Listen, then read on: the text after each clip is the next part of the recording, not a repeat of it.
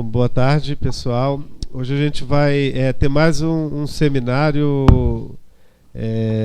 No caso, hoje vai ser a professora Amanda Amorim Adegobai, que é da Universidade de Westminster. A Amanda está passando um mês aqui dentro do programa de professor visitante,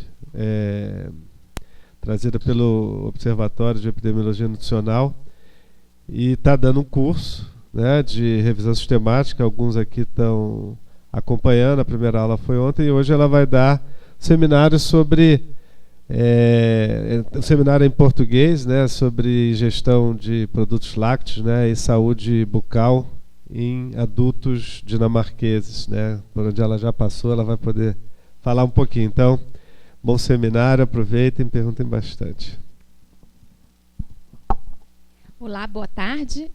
Mais uma vez, obrigada pelo convite. Eu espero que durante esse 45 minutos, uma hora mais ou menos, eu possa dar uma visão geral dos estudos, dos projetos que nós fizemos em relação a esse tema do consumo de leites e derivados e a saúde bucal. Eu foquei essa apresentação por conta do tempo, né, em relação mais à população adulta e idosa, voltado mais para perda de dentes e doença periodontal, mas o programa é bem abrangente. Nós trabalhamos com crianças, com adolescentes, com cáries e outras doenças bucais, enfim. Eu vou apenas dar uma visão geral. E só para avisar de antemão que isso é um estudo original, quer dizer, não vai envolver em nenhum momento nenhum resultado de nenhuma meta-análise. Deixa eu só ver se eu estou... Exato. Então, isso aqui é só uma visão geral do que eu pretendo apresentar hoje.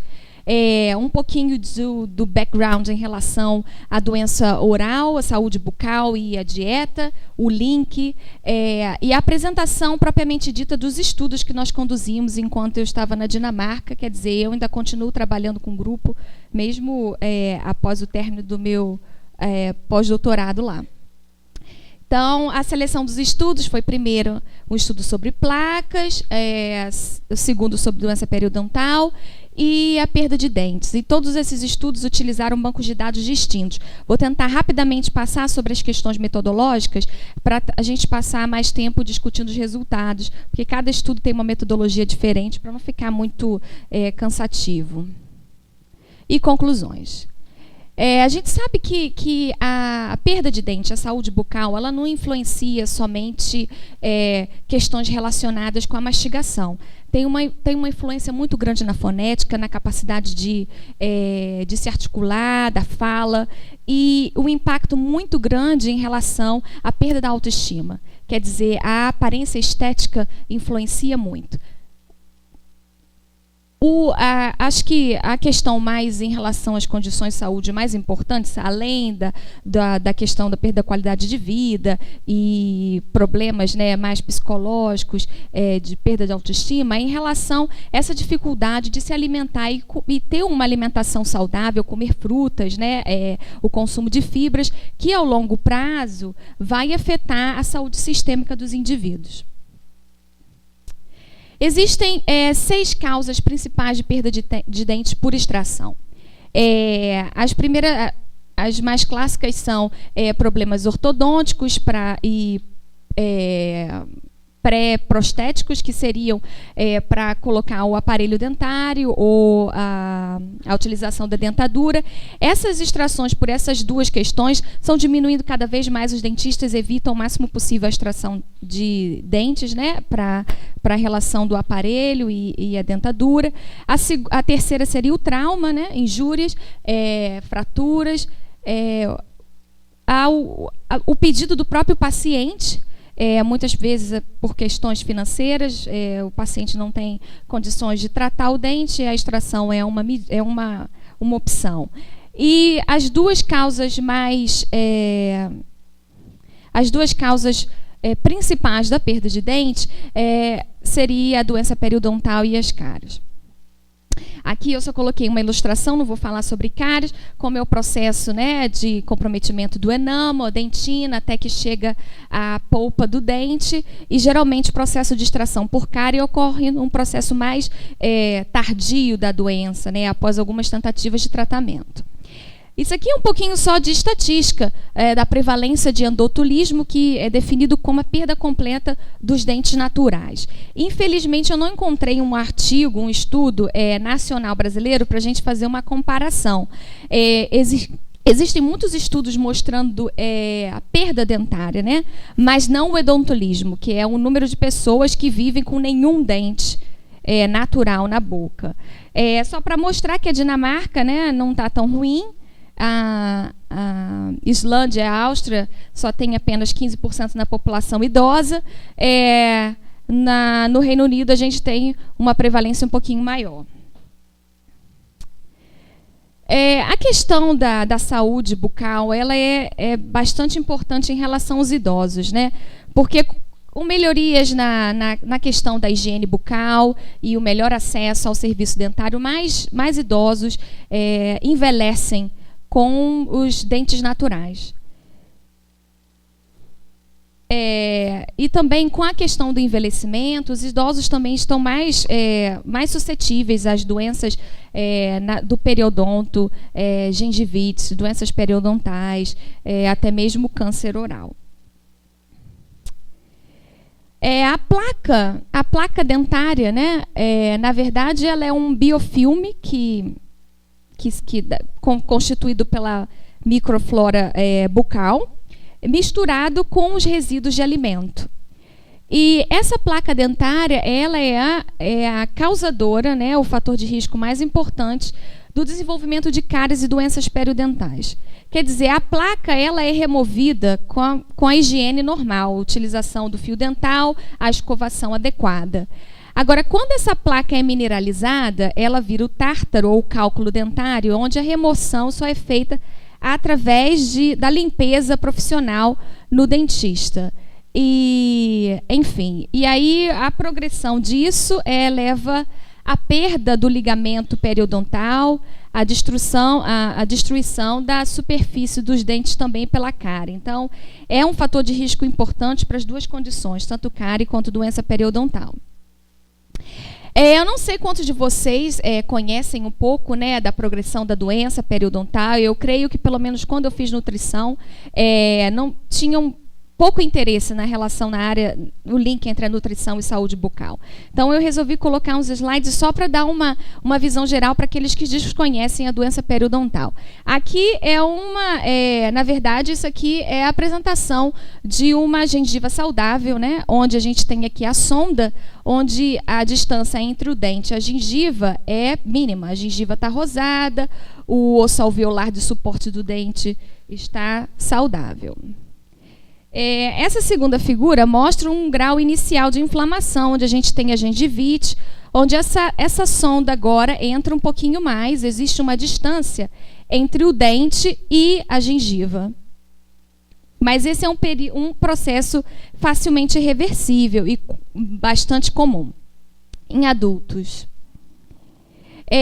Quer dizer, a doença evolui, a gente vê aqui que a gengiva está completamente inflamada, já tem um pouco de redução do tecido ósseo, e a sondagem aqui, a medida da sondagem, a sonda entra muito mais nesse espaço entre o dente e a gengiva.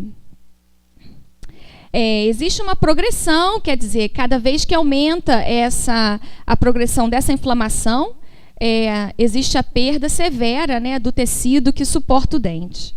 Até chegar a um ponto onde existe a perda dentária. O dente fica completamente solto, a raiz não está mais coberta pela gengiva, e os estudos mostram que a cada milímetro de perda do ligamento periodontal, aumenta-se mais ou menos 2,5 a 3 a chance de ter a perda dentária. Quer dizer, é uma doença bastante comum nos idosos e em adultos, e extremamente relacionada com a perda do dente. Os fatores de risco para a doença oral, de uma forma geral, são os relacionados com o estilo de vida, quer dizer, uma dieta que não é saudável, fumo, consumo de álcool, a higiene bucal inadequada, falta de acesso ao serviço dentário e os determinantes socioeconômicos, né? Esses 3 primeiros fatores de risco são os fatores de riscos comuns para as 4 doenças crônicas principais no mundo, né? Que seria o câncer, doença crônica respiratória, doença respiratória crônica e diabetes. Também vale ressaltar que os determinantes socioeconômicos também são os mesmos nas demais doenças crônicas. Enfim, a mensagem que eu quero passar aqui é que, tratando qualquer tipo de doença crônica, você também está beneficiando a saúde bucal. E a saúde bucal não deve ser vista separada do restante da saúde sistêmica do indivíduo.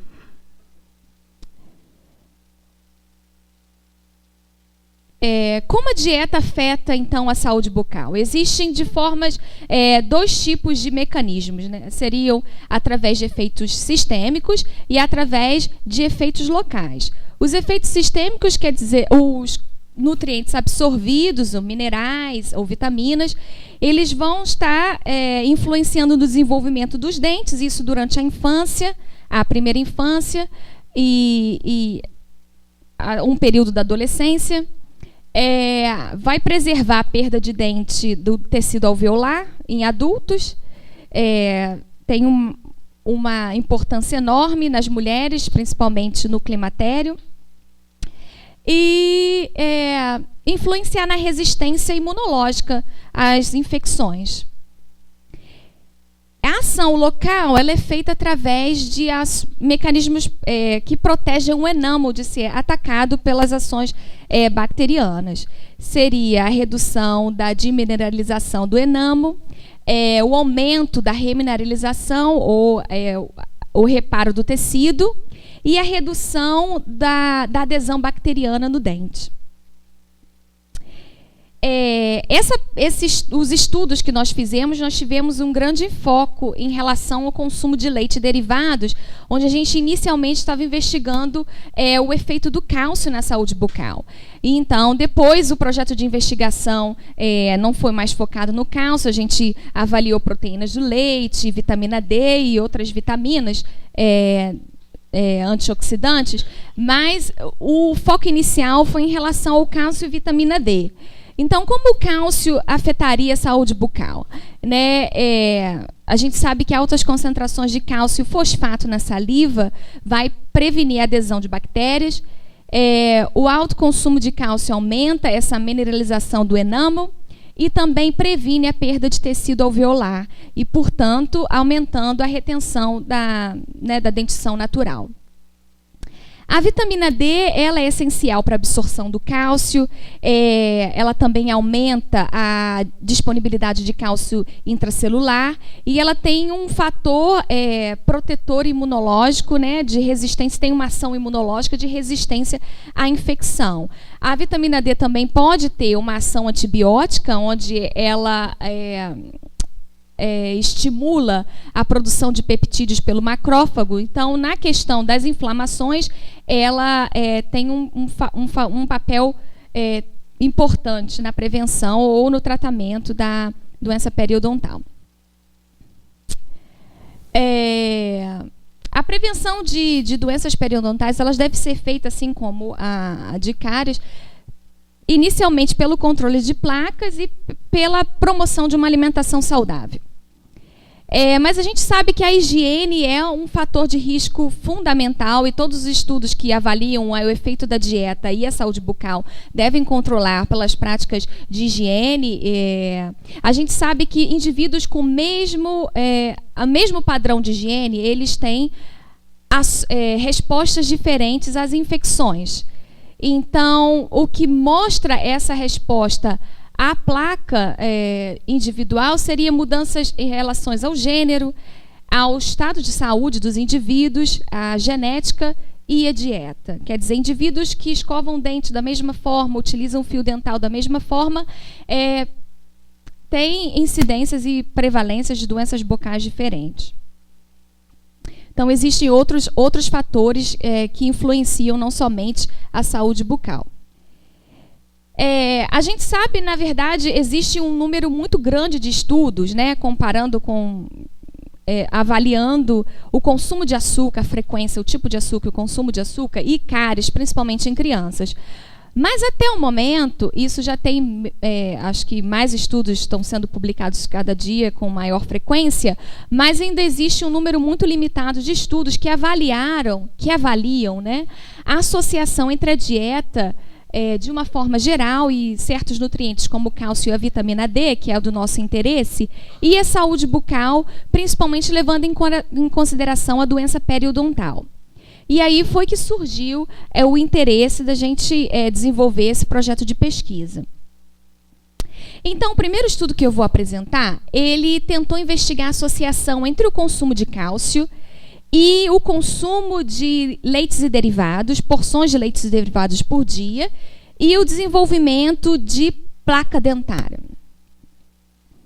E para saber a influência desse consumo de cálcio em relação ao consumo de vitamina D.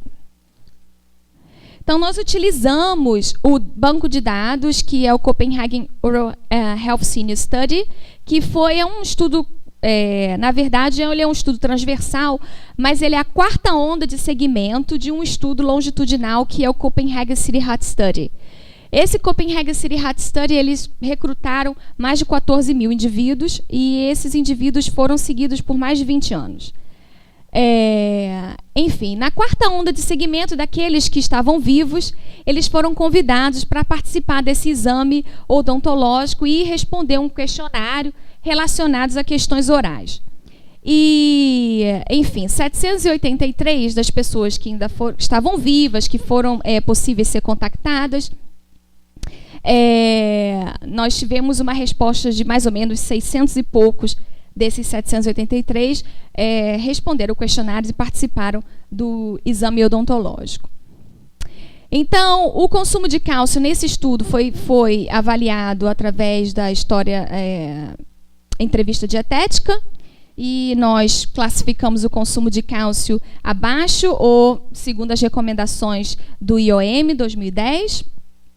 E também nós avaliamos o consumo de leite entre menos de 3 porções por dia ou maior ou igual a 3 porções por dia, que é a recomendação na Dinamarca. O consumo de vitamina D foi essencialmente retirado de fontes dietéticas. A gente sabe que a vitamina D da dieta, a contribuição é pequena, mas a nossa informação sobre suplementos foi muito pouca. Então, o que a gente fez? A gente adicionou uma constante daqueles que acho que 200 unidades internacionais ou 400 unidades internacionais, daqueles que reportaram ter algum uso de suplemento diário no último ano, ou multivitamínico, ou especificamente de vitamina D. Somente 4% dos participantes tiveram um consumo de vitamina D segundo as recomendações do IOM. Então, por conta disso, nós tivemos que avaliar a vitamina D segundo a mediana de consumo. Então, a avaliação da placa dentária ela foi feita na boca completa, em todos os dentes presentes, e foi avaliada, essa variável foi definida pelo percentual de sítios com placa relativo ao número de sítios avaliados. Nós avaliamos 6 sítios por dente, e aí, em relação... Enfim, não existe um ponto de corte definido, que existe a presença de placa alta ou baixa, enfim, nós utilizamos a mediana mais uma vez. Os resultados, né? Após a exclusão dos indivíduos que não tinham dente nenhum na boca, que não deu para avaliar a placa dentária, os 78 que nós tivemos perda, nós tivemos uma amostra final de 609 idosos, né? A idade média é 78, 38% tiveram um consumo de pelo menos 3 porções de leites e derivados por dia, mas apenas do 27% tiveram consumo de cálcio segundo as recomendações. Aqui são os resultados, né? A bolinha preta mostra que é o consumo de vitamina D alto e a bolinha branca aberta é o consumo baixo. Na verdade, é acima da mediana, abaixo da mediana. E aqui a gente tem o cálcio, consumo de cálcio segundo as recomendações, e o consumo de cálcio maior ou menor a 3 porções por dia. E a gente vê que existe um efeito protetor do cálcio apenas naqueles que tiveram um consumo de vitamina D alto. E essas análises foram ajustadas por idade, educação, fumo, consumo de álcool, consumo de açúcar, a ingestão de outros suplementos minerais, o estado de saúde, o fluxo de saliva, o uso de fio dental, o número de visitas ao dentista no último ano. Enfim, nós tentamos captar todos os fatores de confundimento que poderiam estar interferindo nessa associação. E nós vimos uma associação, uma proteção boa em relação à placa. Então, a conclusão desse estudo é que o consumo de cálcio ou de leites e derivados, mais uma higiene adequada, pode influenciar, né, ou prevenir a formação de placa dentária. O segundo estudo que deu seguimento a essa primeira investigação, a gente quis, na verdade, avaliar o consumo de cálcio, vitamina D e as proteínas do leite, caseína e a proteína do soro, whey. Esse foi o primeiro estudo. Eu não vou mostrar os resultados do segundo estudo, onde a gente dividiu, na verdade, o cálcio da fonte do leite e as outras fontes de cálcio. Eu só vou antecipar que a gente viu uma associação maior do cálcio vindo da fonte do leite, porque o consumo foi maior. Então, a gente não pôde muito, como se diz, ter conclusões assim realmente fortes em relação a essa divisão. Mas eu vou apresentar os resultados dessa primeira questão de investigação. Então, agora nós utilizamos um outro estudo, um estudo bem maior, que é um inquérito de base populacional da Dinamarca, onde eles convidaram mais de 500 pessoas a responder um questionário online. Dessas 500 mil pessoas, 76 mil responderam esse questionário online, 48 mil foram convidadas a responder o questionário de frequência alimentar, 18 mil participaram dessa avaliação física, né? Peso, altura, pressão arterial, enfim. E 4 mil foram convidadas para participar desse exame, avaliação odontológica. Infelizmente, as pessoas que responderam questionários de frequência alimentar, algumas delas que fazem parte aqui não foram as mesmas que responderam questionários de frequência alimentar, porque quando elas foram convidadas para participar do estudo, né, do estudo propriamente dito em relação à saúde bucal, eles convidaram desse pool de pessoas de 76 mil. Então, quando a gente combina todas as informações, para entrar no nosso estudo, nós perdemos mais de 1.000 pessoas. Então, a população final desse estudo foi composta de 3.292 pessoas. Enfim, aqui, né, como o estudo foi muito maior, o consumo de cálcio e vitamina D foi avaliado através do questionário de frequência alimentar, um questionário super abrangente, validado para a população, com 267 itens. E a gente calculou também a questão da proteína saída do leite e também avaliamos o consumo de vitamina D. Da mesma forma, o consumo de vitamina D da dieta foi pequeno, então a gente teve que trabalhar com os dados de mediana.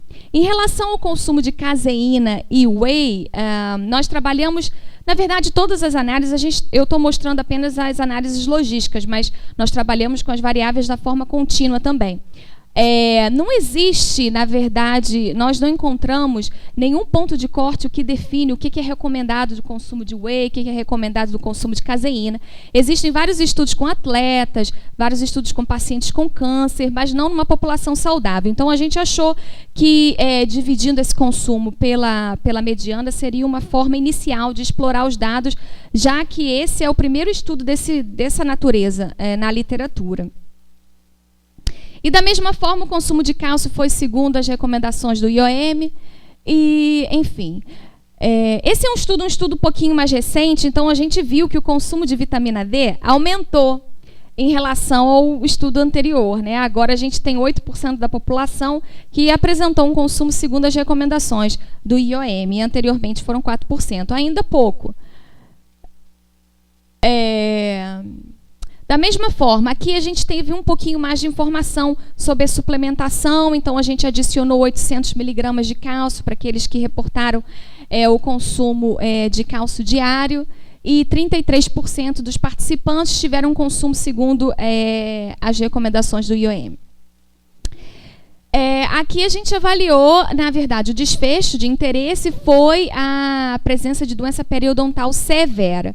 Essa é uma definição, não vou entrar em detalhes, eu creio que não tenha nenhum dentista aqui que está muito interessado nessa definição, mas é uma definição super restrita, onde a gente tem a perda do ligamento periodontal de pelo menos 6 milímetros, quer dizer, é um estado bem avançado da doença, e isso não pode ser feito, a presença de pelo menos um sítio com perda de 6 milímetros, e não no mesmo dente, né? Mais ou menos 10% da população foi classificada como apresentando a doença periodontal severa. E aqui eu só vou apresentar as análises de regressão logística.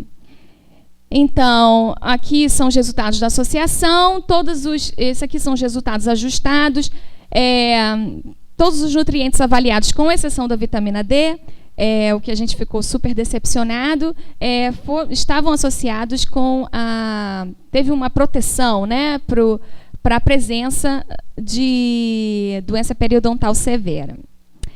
Nós também estratificamos as análises, né, do consumo de cálcio segundo as recomendações para aqueles com maior consumo de vitamina D, mas a gente não encontrou nenhuma associação. Enfim, foram esses resultados, nós exploramos de diversas formas, infelizmente a gente não conseguiu replicar os achados que nós tivemos para a placa dentária em relação à doença periodontal severa. Enfim, as conclusões é que o cálcio, o whey e o caseína, né, parecem estar associados com a menor ocorrência de doença periodontal severa. A vitamina D não teve nenhum efeito. Nós também investigamos interação e não encontramos nada. A grande limitação dos estudos, tanto desse quanto o anterior e quanto do próximo que eu vou apresentar, é a falta de dados de níveis séricos de vitamina D. Mas a gente sabe que na população dos países nórdicos, o consumo dietético está muito relacionado com o valor sérico de vitamina D, porque a exposição solar é somente no verão. E quando a gente tem sorte de ter um verão bom, né, a capacidade de se produzir vitamina D pela radiação solar é boa, mas, em geral, existe uma correlação forte entre o consumo dietético e as medidas séricas. E, mais uma vez, a gente não teve, na verdade, esse estudo, a gente tem até um pouquinho mais de informação sobre os suplementos, mas na época que o banco de dados foi disponível, enfim, um grupo enorme de pesquisa, até a gente ter informação detalhada das doses e fazer investigação de cada suplemento comercial, qual é a quantidade, a gente achou melhor incluir uma constante para aumentar, né, para levar em consideração o consumo de suplementos. Quer dizer, provavelmente a gente subestimou o consumo de cálcio e vitamina D na população. Como eu disse, né, 76 mil pessoas foram inicialmente recrutadas para participar desse estudo, e esse estudo nós tivemos dados apenas de 3 mil pessoas. Então, a gente sabe que as pessoas que responderam e que tiveram dados completos nessa investigação da saúde bucal, elas tiveram uma renda maior nível de educação. Então, a gente também não pode excluir a questão do efeito do participante saudável, né, que quase todos os estudos de coorte estão sujeitos. A gente também utilizou o questionário de frequência alimentar, que, como qualquer outra metodologia para avaliar o consumo alimentar, tem a possibilidade de viés, de informação. E Agora, a gente não sabe, na verdade, se o consumo de leite e derivados é percebido pelos participantes como uma questão saudável. Algumas pessoas acham que o consumo excessivo de leite e queijo está associado com maior consumo de gordura. Então, quer dizer, depende, né? O estudo vai estar sujeito a viés, depende de como a pessoa vai perceber se o cálcio é incluído como uma alimentação, como um alimento saudável ou não. Como essa doença periodontal ela demora a evoluir, a progredir, acho que mais estudos, a gente ainda precisa de mais estudos ainda para explorar esses achados e confirmar os nossos achados. O último estudo foi que avaliou agora, na progressão, a gente não estava interessado em saber na perda dos dentes, né? Não mais na placa ou na doença periodontal, mas no processo terminal da doença, de qualquer doença bucal, que seria a perda dos dentes, é o que a gente quer evitar. Em idosos, esse estudo foi feito no banco de dados em idosos.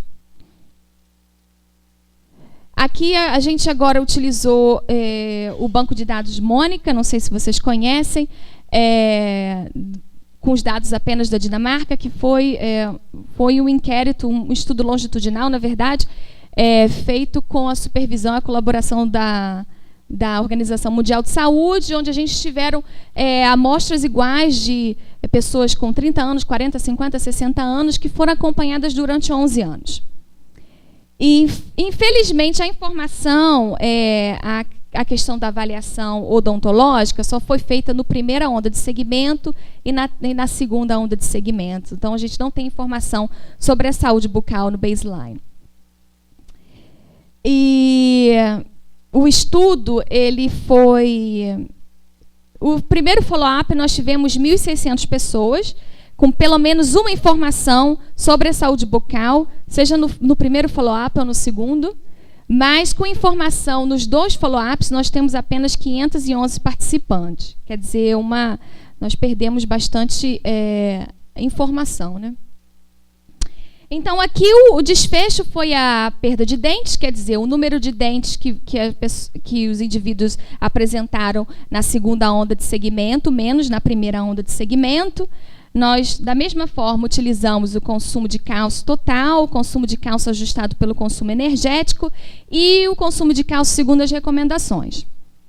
Porque aqui a gente está trabalhando com perda de dentes, a gente é uma variável de contagem, né? Então, a gente iniciou primeiro, avaliou o modelo de Poisson, depois olhamos o modelo de Poisson com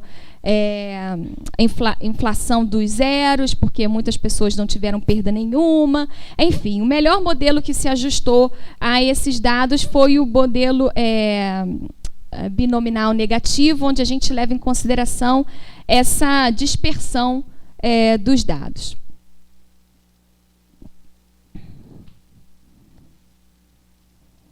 Aqui, da mesma forma, nós fizemos uma análise estratificada para homens e mulheres. A bolinha branca aqui são homens e a bolinha preta são mulheres. Então, para todas as variáveis de exposição, consumo total de cálcio ajustado pelo consumo energético e o cálcio segundo as recomendações, nós tivemos um efeito positivo para os homens, mas nenhum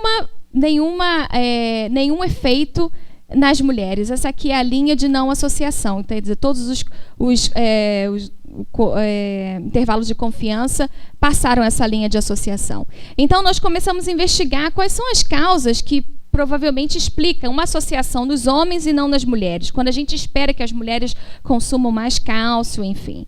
Então, o que a gente começou a pensar é que, de repente, as mulheres têm uma higiene bucal melhor, as mulheres escovam dentes com maior frequência, as mulheres gastam mais dinheiro preservando os dentes do que os homens.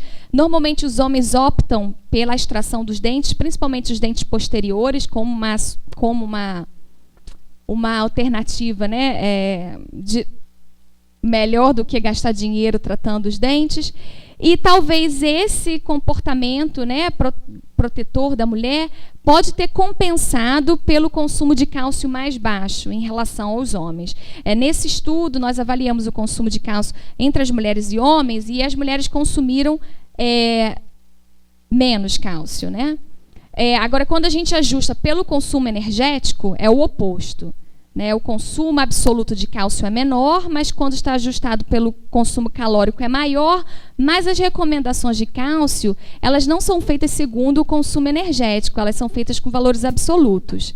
Então, na verdade, não é a proporção de cálcio pela quantidade de energia que é consumida durante o dia, mas o valor absoluto do cálcio, o consumo absoluto. Então, nós fizemos um outro estudo agora para investigar como é que a gente vai explicar essa diferença de gênero. E então, nós tínhamos dados sobre a flora bacteriana bucal, dados sobre a contagem de lactobacilos, que é um potencial marcador de risco de cáries, numa subamostra da população. Então, nós tivemos a ideia agora de fazer um ajuste sequencial das variáveis de confundimento e incluir nessa subamostra a informação sobre a contagem de lactobacilos. Então, o primeiro modelo foi ajustado pelas variáveis socioeconômicas, o segundo pelas variáveis de estilo de vida, o terceiro pelas variáveis relacionadas à saúde bucal e o último, a gente então entrou os dados sobre a contagem de lactobacilos numa subamostra. A tabela não sei se dá para visualizar bem, mas eu vou tentar resumir aqui. A gente tem o consumo de cálcio em miligramas por dia e aqui o consumo de cálcio total ajustado pelo consumo energético.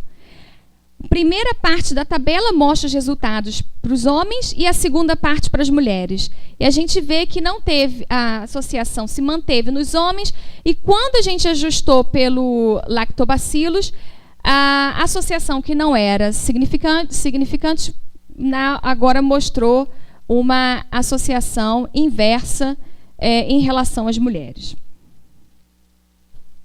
Então, a discussão é que esse fator, o cálcio, né, protege contra a perda de dentes no homens e mulheres, e a diferença que a gente encontrou nos estudos anteriores foram explicadas pela essa diferença no risco de cáries pela presença de lactobacilos. Na conclusão, o que eu gostaria de dizer no final desse projeto de investigação é que nós encontramos evidências, de acordo com nossos resultados, de que cálcio, não somente o cálcio, mas o leite e os derivados, a proteína do cálcio e a vitamina D, está possivelmente associado a um fator de proteção para a placa dentária, doença periodontal e perda de dente, devido ao número grande de dinamarqueses que consumem cálcio abaixo das recomendações, e eu creio que talvez a situação seja maior, mais crítica em outros países.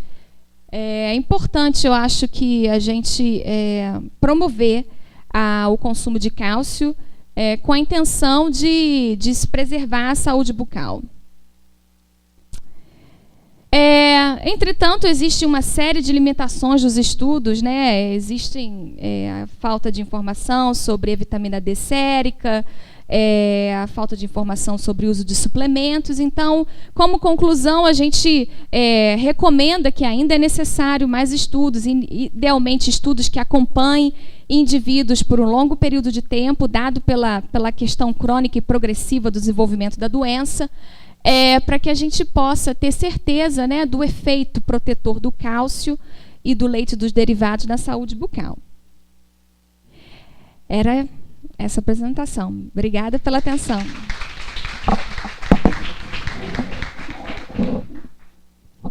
Eu não sei como é o esquema, se a gente abre a discussão, se vocês têm alguma dúvida. Sim. Eu queria saber se vocês avaliaram diferença de leite, se é leite integral ou se é desnatado, e também se em algum momento pensou em avaliar o consumo de cafeína, porque sabe que ele compete com cálcio quando são consumidos juntos. Sim, nós avaliamos não só o consumo de cafeína, de chá, nós avaliamos o consumo de outros fitatos, enfim, refrigerante, e a gente não encontrou nada, né? A gente não encontrou nada interessante que desse um paper, pelo menos. Mas nós investigamos, né? E a segunda questão foi a diferença entre o cálcio. Não. Porque o cálcio do leite, na verdade, quando eu fiz a mas a maioria dos leites, na verdade, tem a questão do enriquecimento, né? Tem uma coorte antiga onde os leites eram suplementados com vitamina D num período, né? E a gente teve que levar em consideração essa suplementação quando a gente foi fazer o cálculo do valor da quantidade de vitamina D do leite. Quando a gente... nós não fizemos a distinção entre desnatado e leite integral. Mas, quando nós fizemos a análise, foi até um artigo publicado, mas tive bastante crítica. Quando nós fizemos a análise do cálcio proveniente do leite e cálcio proveniente de outras fontes, né? O consumo muito maior, né, a variação é muito maior do cálcio do leite. Então, cálcio, essencialmente, é cálcio, né? A diferença vindo do leite é a biodisponibilidade, conforme ele vai ser absorvido. Mas, uma vez que ele entra no organismo, ele deve exercer a mesma função. Então, a gente não sabe dizer se talvez é o cálcio do leite por causa da biodisponibilidade, por causa das proteínas do leite, outros componentes do leite que vão ajudar do que o cálcio vindo de uma outra fonte.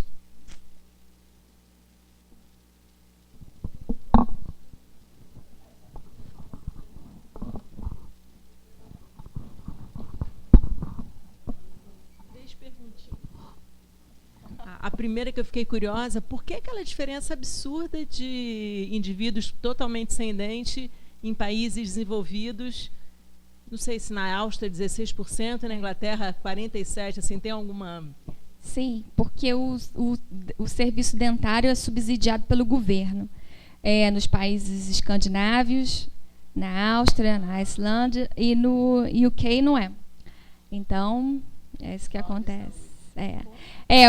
Agora, né, o NHS paga o serviço assistência odontológica a crianças até 16 anos.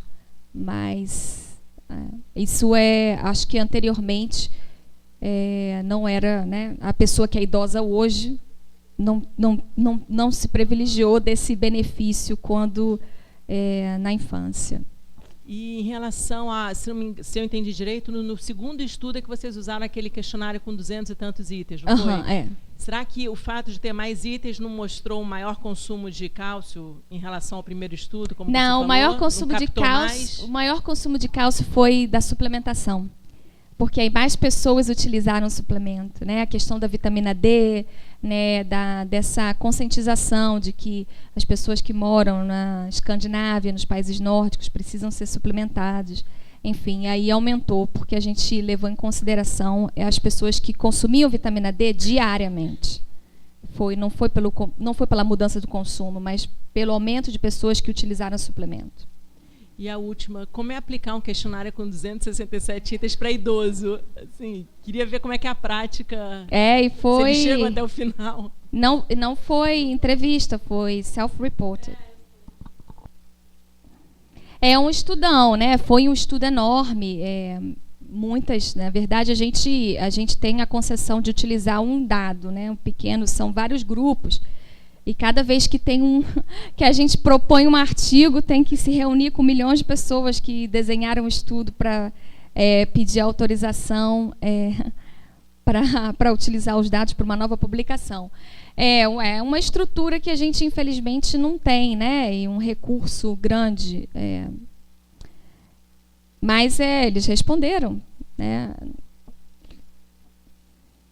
Talvez o interesse, né? Acho que talvez por isso que a gente tenha visto essa diferença das pessoas com maior nível socioeconômico, com maior anos de escolaridade, são os idosos também mais saudáveis, né, que conseguiram responder o questionário.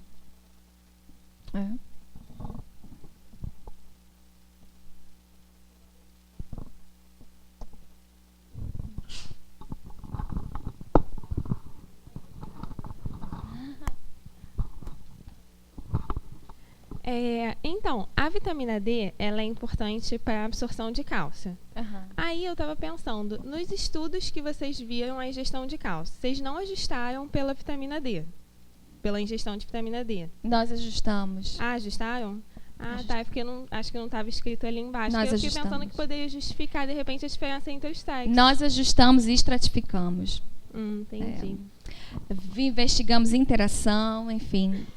Foi um exercício bom, mas, infelizmente, no artigo de doença periodontal, eu acho que a explicação, na verdade, eu apresentei só uma parte dos resultados, né? Enfim, foi um projetão enorme de investigação, com outras pessoas trabalhando também nos dados.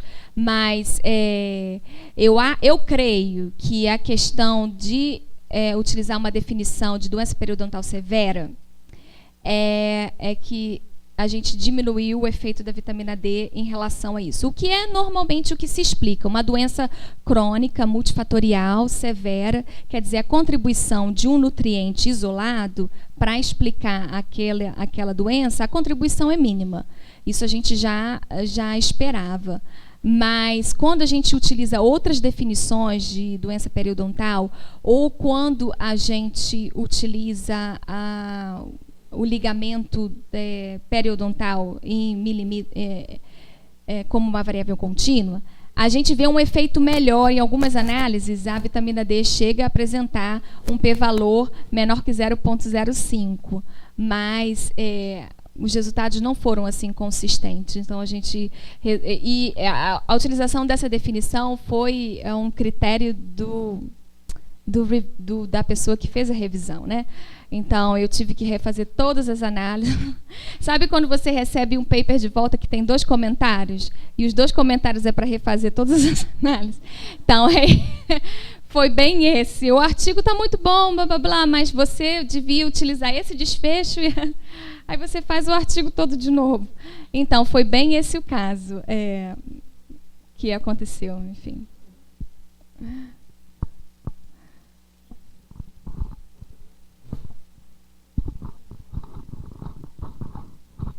Bom, obrigado então, Amanda. Acho que são temas, né, tanto de hoje como da semana passada, um pouco distantes, mas aqui a gente vê bastante questão da nutrição, a importância, né, chegando até essas recomendações para as pólices, né? Quer dizer, ficava só me perguntando assim, o leite hoje, desculpa, ele tem lá seus lados negativos e outras associações. Me perguntei se isso chegou a ser discutido, né? Quer dizer, que é uma recomendação para aumentar, mas em detrimento de possíveis outros problemas, né? Não, na verdade, eu acho que a mensagem é o consumo de leite, né, desnatado. Existem uma série de investigações agora sobre se realmente a gente precisa consumir tanto leite quanto a gente consome, né? Tendo em vista que a gente é a única espécie que continua mamando depois que cresce. Então, na verdade, a gente não sabe se o ser humano foi criado, né? A nossa necessidade, a recomendação realmente de cálcio. Talvez o consumo de cálcio, eu não sei, não estou muito por dentro dos estudos que geraram, né, que deram bases às recomendações do IOM. Mas eu creio que se a adequação da vitamina D é garantida, eu acho que a necessidade do consumo de cálcio diminui, né? Porque a absorção é maior, quer dizer, se a gente está exposto fazendo mais exercício físico, quer dizer, a saúde óssea é melhor, a exposição ao sol é maior, e talvez o cálcio, o consumo de leite não seja tão, né? Mas é uma questão para se avaliar, né? Tem vários estudos mostrando agora que o consumo excessivo de leite na infância está associado com obesidade na adolescência. quer dizer, o consumo da proteína excessiva, quer dizer, eu não estou qualificada para discutir esse assunto, mas é interessante.